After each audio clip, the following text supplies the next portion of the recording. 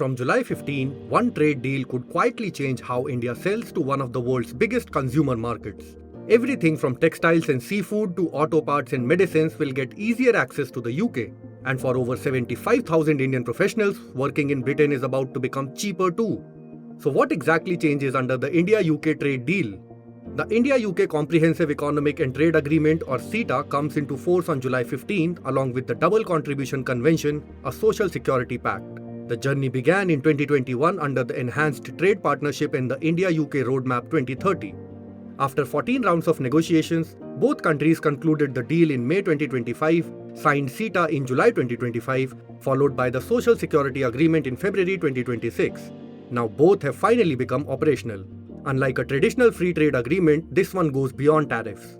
The UK will eliminate import duties of up to 70% on processed foods, 21.5% on marine products, 18% on engineering goods and auto components, 16% on leather and footwear, 12% on textiles and garments, 8% on chemicals and pharmaceuticals. Meanwhile, India has kept sensitive sectors such as dairy, cereals, millets, edible oils, oilseeds, apples and several vegetables outside the agreement. The UK imported $928.9 billion worth of goods in 2025. India supplied just $15.2 billion, only 1.6% of Britain's imports. The UK also accounted for just 3.4% of India's merchandise exports. That's why the opportunity is significant. The UK imported a total of $21.3 billion worth of garments, but India supplied only $1.3 billion or 6.1%. It imported $33.4 billion worth of processed foods, but only $354 million came from India.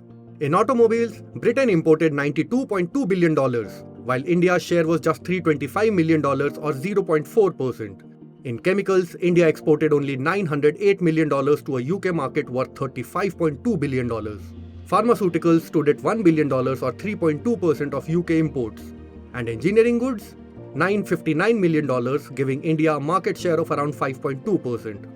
The UK has opened 137 services subsectors benefiting Indian firms in IT, finance, engineering, healthcare, education, telecom, consulting, and professional services. Business visitors, intra-company transferees, contractual service suppliers, independent professionals, and investors will also get easier mobility. And for the first time, 1,800 Indian chefs, yoga instructors, and classical musicians will get dedicated annual opportunities to work in the UK. The Double Contribution Convention allows Indian employees on temporary UK assignments and their employers to avoid paying social security in both countries. The exemption period also increases to 5 years from 3 years, benefiting more than 75,000 professionals and over 900 Indian companies. The UK has also agreed that around 85% of India's steel exports will remain outside its new steel trade restrictions, with the rest getting access through tariff quotas and other agreed mechanisms. For India, this isn't just another trade agreement. It's an attempt to turn a market where its presence is still relatively small into one of its next big export opportunities. Follow Business Standard for more such stories.